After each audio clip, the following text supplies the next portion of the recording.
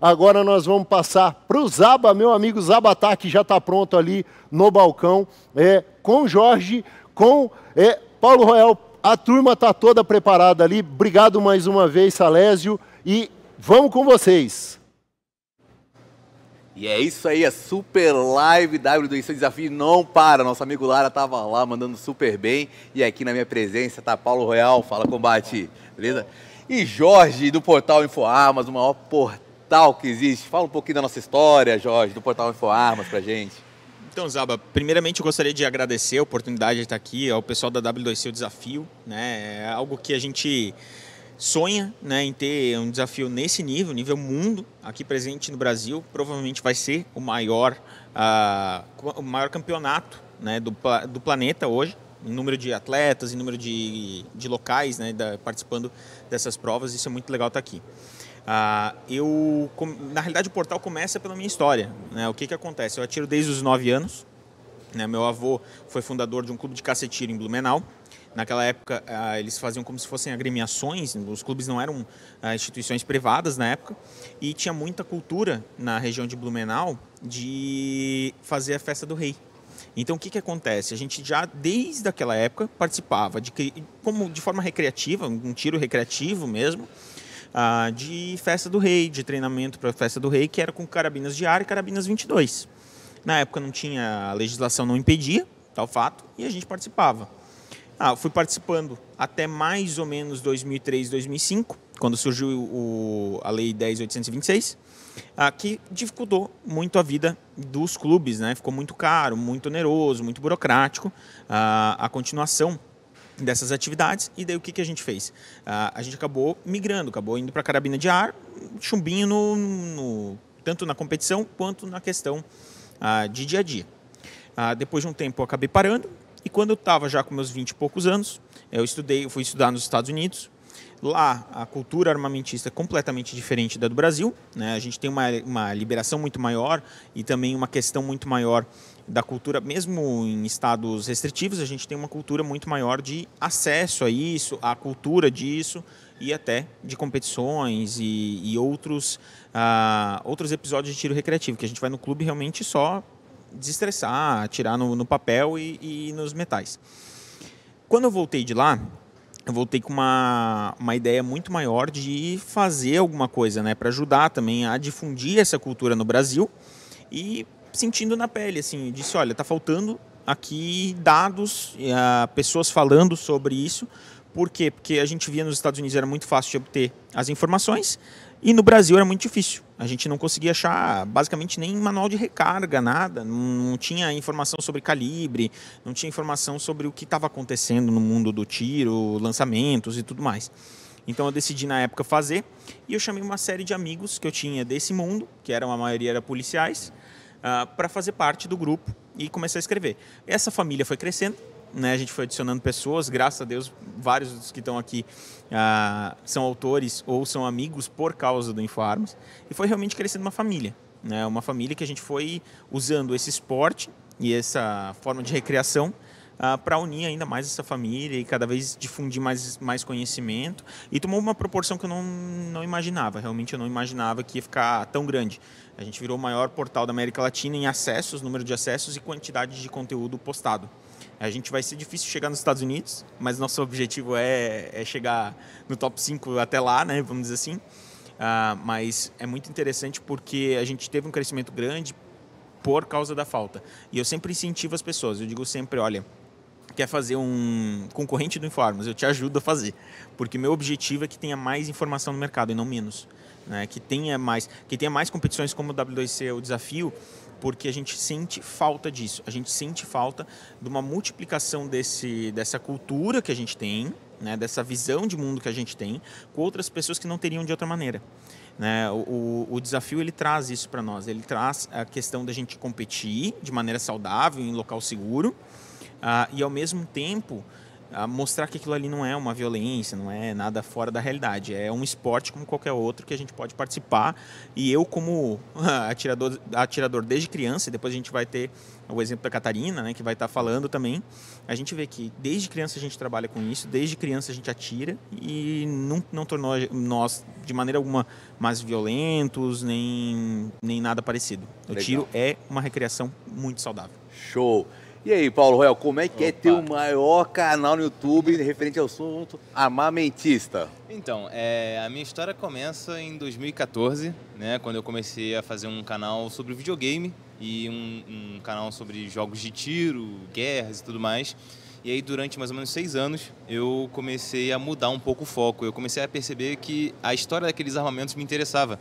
E eu falei, vou pesquisar um pouco mais sobre isso. Então, eu comecei ali a juntar muitas informações. Infelizmente, a nossa literatura no Brasil ainda é um pouco fraca. Então, eu comecei a pesquisar em inglês, em alemão, e às vezes o Google me ajudava na tradução, obviamente. E eu fui juntando um material bacana com isso e realmente o canal começou a crescer bastante, né? Eu contando a história das armas, curiosidades de guerra, porque o que acontece? Conforme meu canal ia crescendo, eu ia vendo que muitos dos meus seguidores gostavam daquelas armas, mas não queriam entender um pouco mais. Então, por que eu não poderia trazer aquela história, né? Eu me vali de uma falta de informação que havia aqui no Brasil para poder justamente passar isso para o pessoal. E aí eu comecei justamente a pesquisar cada vez mais a fundo.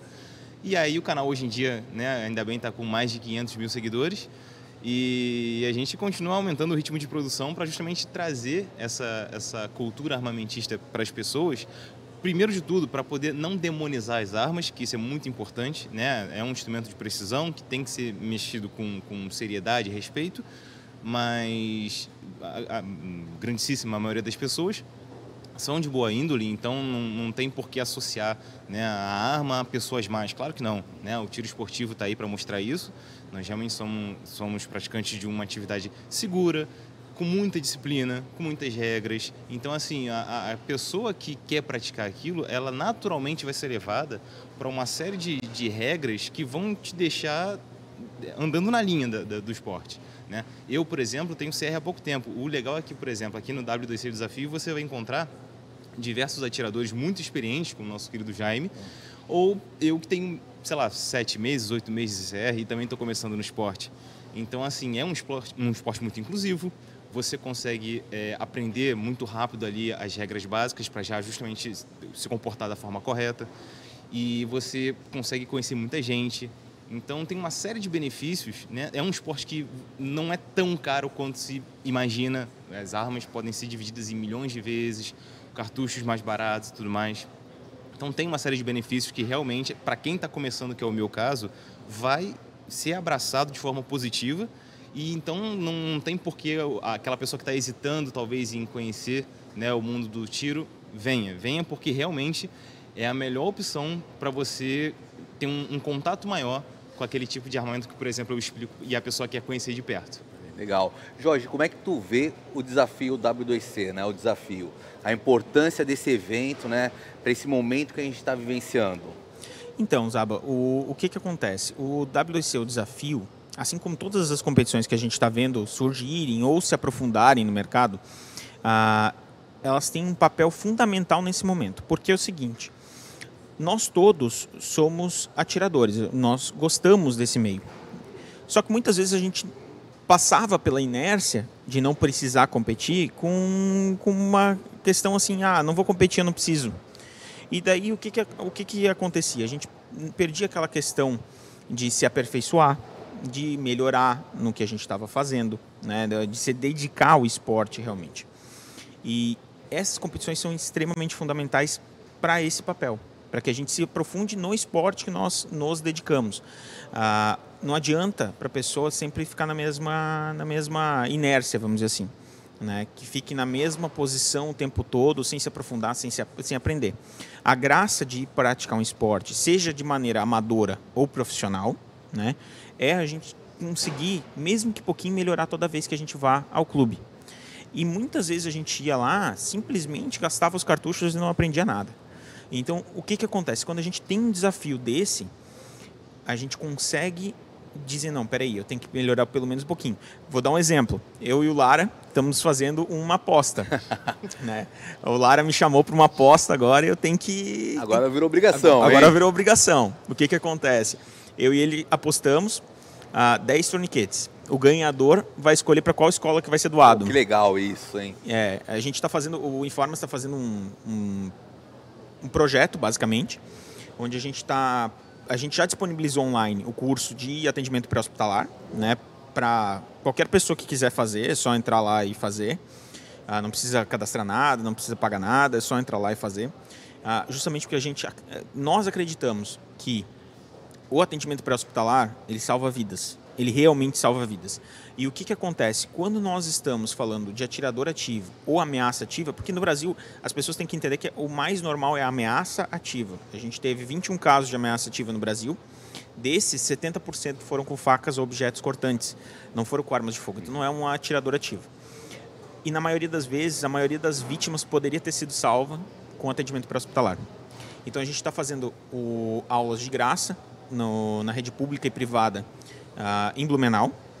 Né, nós estamos fazendo isso, eu e o Aranha, né, que é um dos nossos autores. Aranha, grande Aranha, mandar um abraço para o Aranha também. Um abraço, Aranha. E a gente está fazendo isso, estamos dedicando nosso tempo, nossas horas vagas para fazer isso.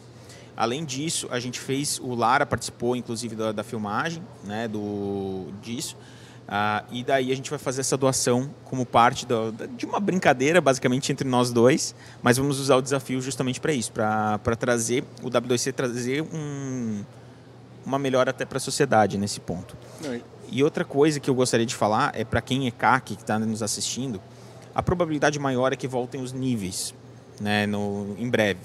Os níveis de atirador, como era em 2018, por exemplo, e era fundamental para a pessoa ter acesso a uma quantidade maior de munição e a uma quantidade maior de armamento, ter nível, né, seja nível 2 ou nível 3. E isso só era possível participando de competições, principalmente competições de nível nacional, que é o W2C, o desafio.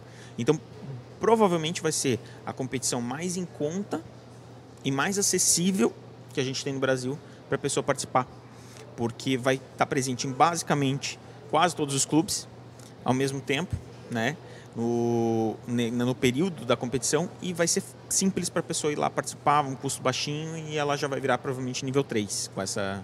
E o mais bacana que a gente vê, né, do WDC o desafio, que todos podem participar. Desde, por exemplo, igual o Paulo Royal, que tem 7 meses de CR, mas a gente já tem o Jorge aqui, que desde pequeno, né, já foi introduzindo no mundo armamentista.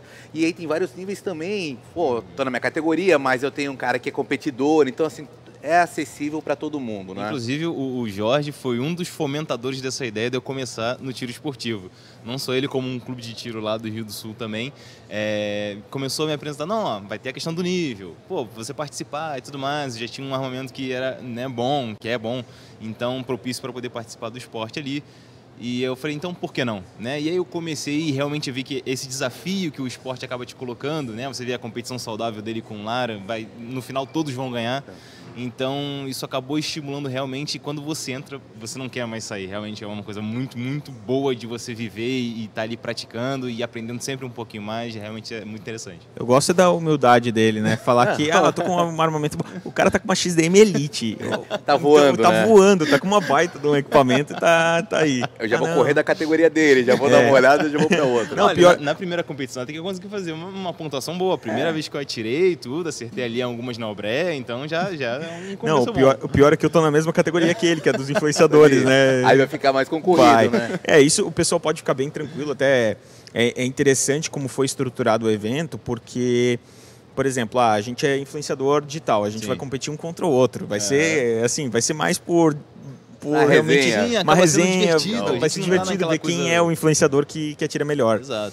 E além disso, vai ter as categorias e subcategorias aí para uma galera. Então, não fica preocupado que, ai meu Deus, o Jaime Saldanha, por exemplo, vai competir comigo, que ele não vai, entendeu? Os caras que são federados e confederados, que atiram todo final de semana, eles não vão competir com você. Você vai ter a categoria amadora, vai ter ali um suporte todo em cima. Então, assim, uma coisa que dá a oportunidade para todo mundo vencer. Eu vou esperar que eu vou vencer o Paulo Royal, pelo menos. Não, brincadeira, porque ele atira bem pra caramba, tá? Ele fez a pontuação dele no último competição que a gente participou, ele fez melhor que a minha, então...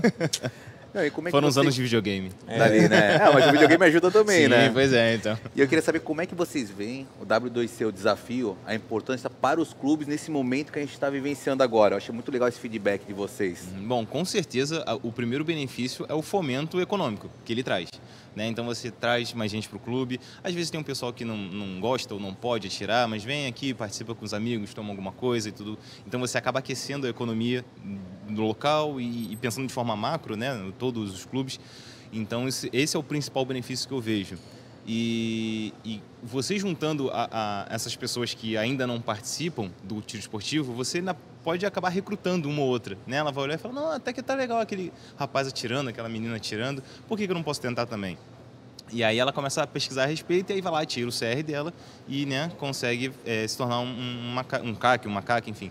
E todos esses benefícios, junto com eventos graças ao W2C, por exemplo, isso estimula bastante a economia e é isso que a gente está buscando, né? É isso que realmente vai trazer muito benefício para todo mundo que quer participar. Exatamente, que é no momento agora de união. Sim. É como a gente sempre fala, a gente tem que se unir, né, para passar mais essa etapa. Então é um movimento que o W2C Desafio está fazendo desde os atiradores, desde os clubes de tiro e dos influenciadores, são muito importantes para poder transmitir isso para o público Sim, que está exatamente. assistindo, não é? O que tu acha, Jorge, de tudo Não, isso? Com certeza.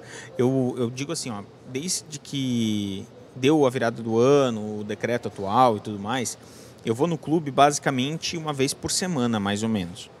E a gente viu um abandono da galera, porque o que acontece? As pessoas, os CACs em geral, eles ficaram preocupados também, eu entendo pelo lado deles. A gente tem, felizmente, nós moramos em um local extremamente seguro, né, que é um local tranquilo para se deslocar mesmo com a arma desmuniciada. Mas teve muita gente que mora em locais relativamente deflagrados, que foi complicado, né, a situação para eles voltarem. Eu vejo isso como uma oportunidade deles voltarem. A gente já viu uma reação nos clubes nas últimas semanas. O pessoal está indo atirar, está indo treinar, está fazendo bonito. E cada vez mais a gente está vendo isso. E eu acho que pro clube em si é uma oportunidade interessante porque ele mostra, olha, a gente está aqui, primeiro ponto. Nós estamos aqui, nós estamos resistindo e nós estamos aqui melhorando o nosso serviço a cada dia. A gente está aqui para te dar um suporte legal, para te ensinar a utilizar de maneira responsável e segura a sua arma. A gente está aqui para fazer um evento recreativo, para ter um espaço bonito como a gente tem aqui na Top Gun, que mesmo que eu venha com a minha família inteira, todos eles vão estar entretidos, porque tem entretenimento para todo mundo. Verdade. Tem um restaurante maravilhoso, tem toda a estrutura de bar e cozinha que a gente gosta, né? Vamos dizer assim. Então, o que acontece? Dá uma chance para o clube mostrar que o clube é um espaço de família. Boa. E não é um espaço que muitas vezes era subjugado como sendo só um bando de marmanjo ou algo parecido. As narrativas. Com as Exatamente. narrativas. A gente vê O pessoal cada é violento, que tem briga dentro. Exato. Entendeu? Eu sempre brinco, né, que eu já fui em balada, em restaurante que deu briga, mas nunca fui num clube de tiro que deu briga. Não é? Isso eu Exato. garanto. Você já foi em uma quantidade considerável de clubes. Considerável. Eu já perdi as contas, tanto aqui no Brasil quanto nos Estados Unidos. Pois Eu já é, perdi a então. conta de quantos clubes eu fui, quantas armas eu atirei. E eu sempre brinco que é sempre o pessoal mais legal e mais interessante que a gente acha. Tem desde o senhorzinho, assim, eu me lembro muito bem quando eu comecei a ir num certo clube de Blumenau, que tinha um senhorzinho de uns 80 anos, mais ou menos, 82 anos, por ali, que ia atirar. E o que acontecia? Ele dava 5 tiros e começava a contar as histórias. Então era uma coisa divertida da gente ficar.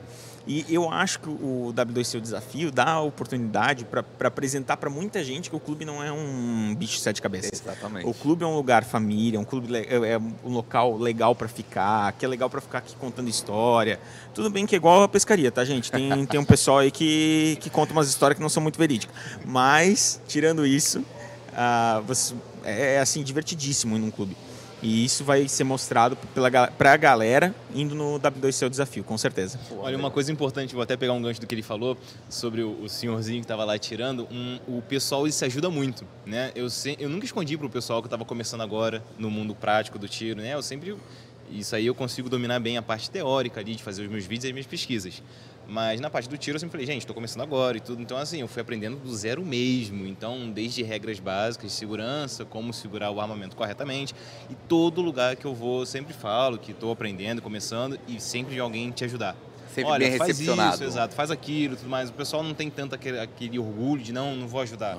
Não, a gente tá começando, vamos ajudar, por que não, né? Porque a pessoa também começou um dia. Exatamente. Então é muito bom essa parte de ser abraçado, como eu falo, pelo pessoal já mais experiente que tenta te ajudar e consegue, né? Você acaba pegando um pouquinho da técnica de cada um e você vai melhorando a sua própria e criando a sua própria, e isso vai trazendo até bons resultados. Não, isso é legal a gente falar, porque assim, ó, quando eu comecei também, eu não sabia nem pegar em arma de fogo.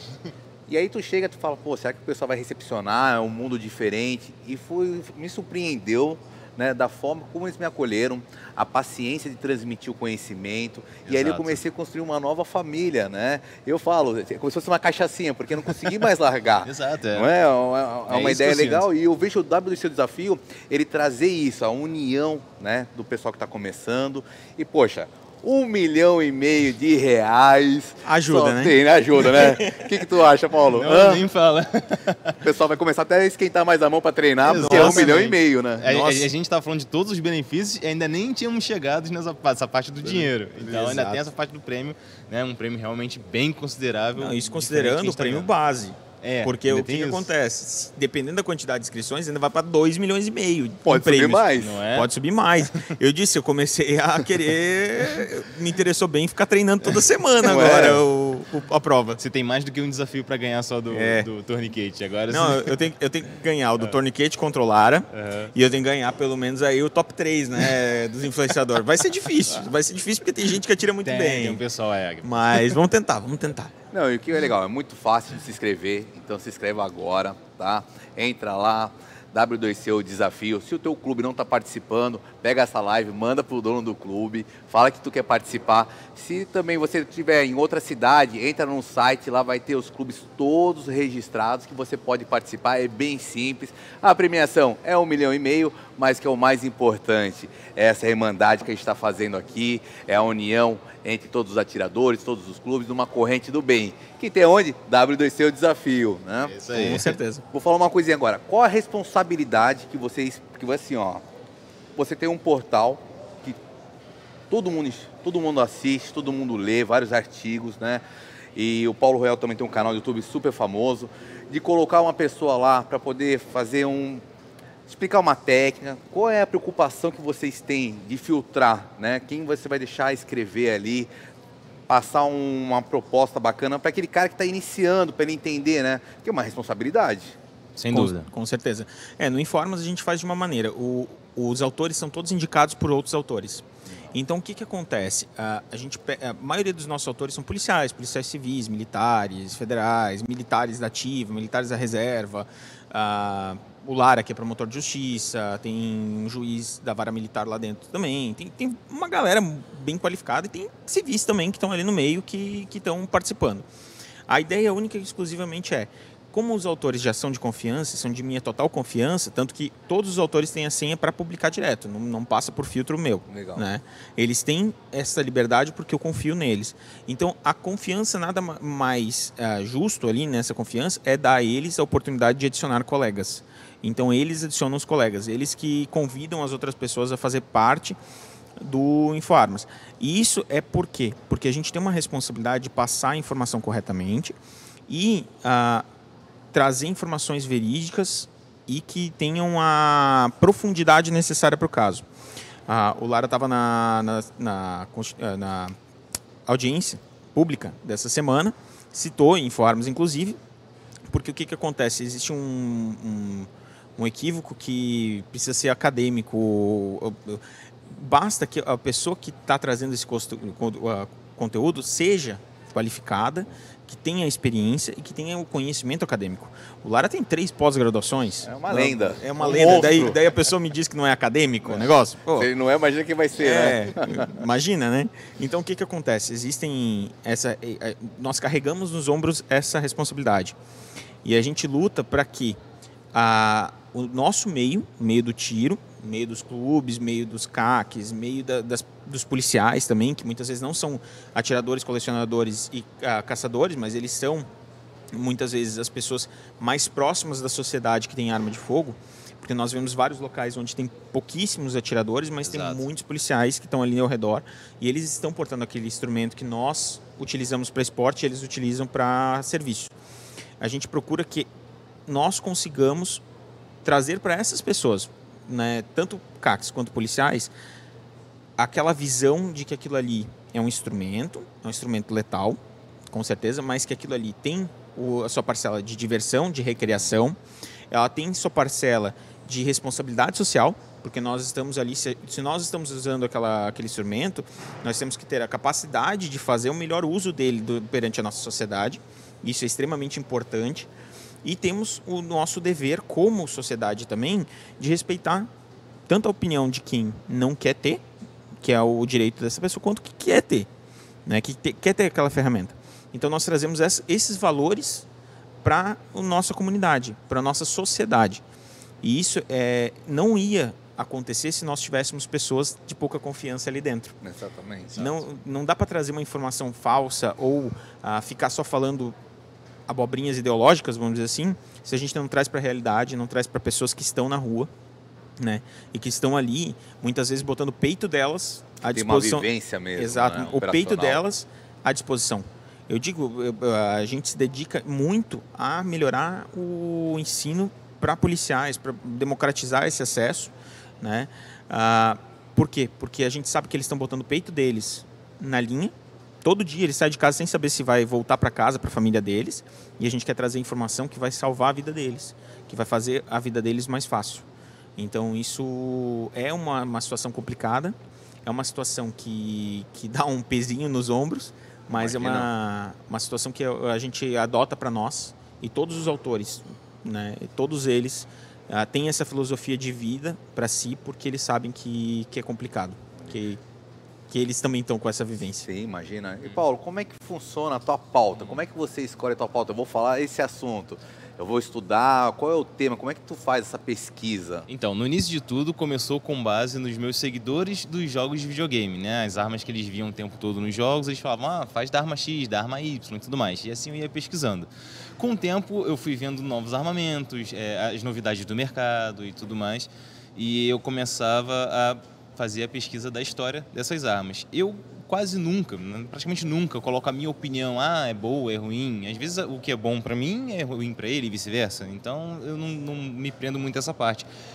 Como ele falou, é um instrumento de precisão, um instrumento letal, então a responsabilidade da informação que a gente passa sobre isso é muito grande.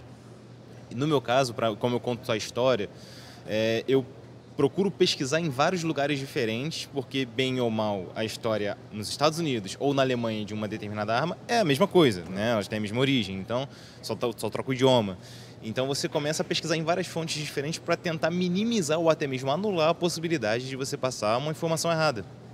Porque, às vezes, tem muitos policiais, agentes penitenciários que me seguem, que querem conhecer o armamento que estão usando, né? Às vezes, sei lá, deu uma pane, por que tem uma pane? E muitas vezes eu mostro o interior, né, das armas numa apresentação em 3D.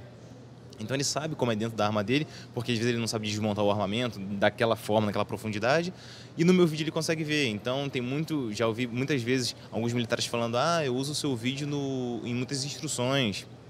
Isso para mim é muito, né, enaltecedor, porque eu sei que o meu trabalho estaria sendo dedicado e isso está gerando um resultado positivo para outras pessoas. Estou conseguindo espalhar esse conhecimento. Então, depois de um trabalho de pesquisa que leva dias, 2, 3 dias, eu fico com, sei lá, 15, 20 abas do computador abertas. É complicado. Bastante trabalho. Sim, e aí eu vou escrevendo e reviso e confiro. Se for o Chrome, já não dá para usar o computador mais, já né? Daí acaba a memória. A memória do computador sofre com tanta coisa aberta. E aí eu vou pesquisando as imagens e também tem esse comprometimento de você mostrar a imagem, às vezes, de uma arma correta, que tem muitas variações, então a pessoa quer conhecer... mas essa arma de hoje em dia, de 2018, como ela era em 1990? Aí eu tenho que ir lá buscar, pesquisar, e aí começa aquela pesquisa mais uma vez extensa. Isso é legal porque é o seguinte, o pessoal vê um vídeo lá de 1 hora, mas aquilo ali foi estudado, teve um tempo para isso ali, tudo, um preparo para poder apresentar. Então é legal a gente falar que o pessoal vai entendendo que não sai da tua cabeça. Não, de forma alguma, Não, e a gente estava até conversando antes que um vídeo de 15, 20 minutos às vezes leva 6 horas, 8 horas para ser feito. E é por isso que até muita gente brinca, né? Profissão youtuber. Mas é real. A Sim, profissão nossa. youtuber é realmente uma profissão bem complicada, porque eu vou dizer para vocês que a produção de conteúdo hoje é uma produção... conteúdo sério, né? Sim, Não com conteúdo certeza. recreativo. Conteúdo sério é uma coisa que demanda muita pesquisa mesmo. E além de muita pesquisa, dedicação para fazer um vídeo que ao mesmo tempo seja engajante para a pessoa, porque não adianta nada ser, é igual professor. Todos nós tivemos aquele professor chato pra caramba que a gente dormia na aula. Verdade. Né? Então, assim, não dá pra... No YouTube ele não perdoa isso. Né? Instagram também não. Rede social em geral não perdoa isso. Se for chato, a pessoa não consome o conteúdo. Esse, inclusive, é um dos trabalhos que eu tenho, de tentar passar aquela informação que pode ser muito técnica, mas de que adianta eu falar sobre a repimboca da parafuseta para uma pessoa que está aprendendo agora? Então, eu procuro usar um linguajar que vai pegar aquela pessoa que está no início e até o intermediário, quiçá até o avançado. Mas eu sempre procuro espalhar o vocabulário de uma maneira que fique fácil de todo mundo entender e a informação com precisão, com uma certa técnica ainda seja repassada. Então tem realmente essa responsabilidade que a gente tem que ter para poder ensinar para outras pessoas, né? Exato, e a própria questão de edição. Se um vídeo, tu pode gravar ele em 4K, full frame, sei lá o quê, toda aquela parafernália, né?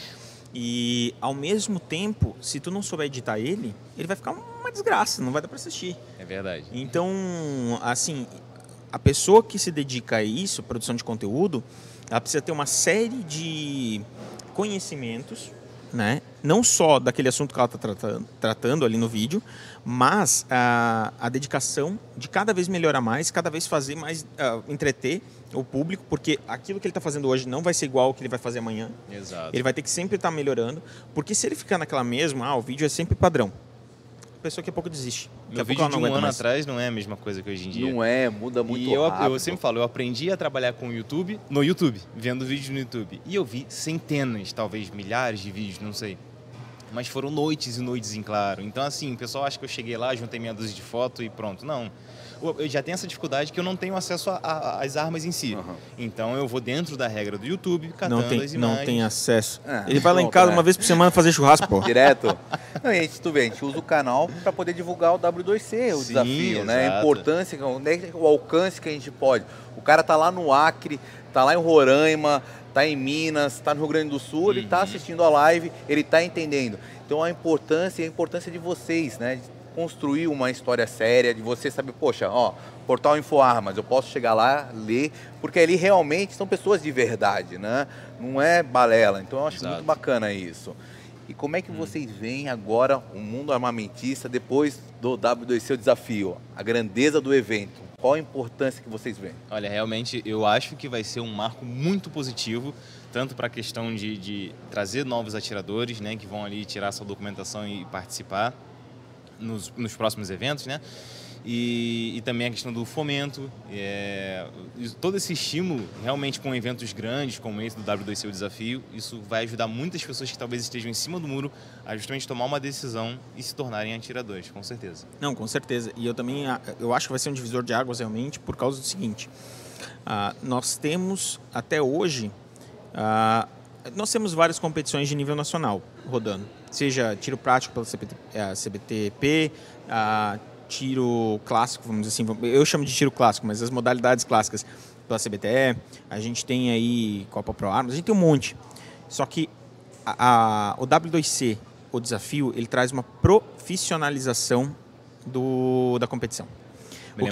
O que acontece? Até agora nós tínhamos basicamente, era recreativo, show de bola, tem seu papel, mas nós tínhamos uma dificuldade de prêmio, nós tínhamos uma dificuldade de ter uma presença nacional, porque tem vários desses que são nacionais, mas tem vários estados que não são cobertos por causa do alto custo de fazer participar.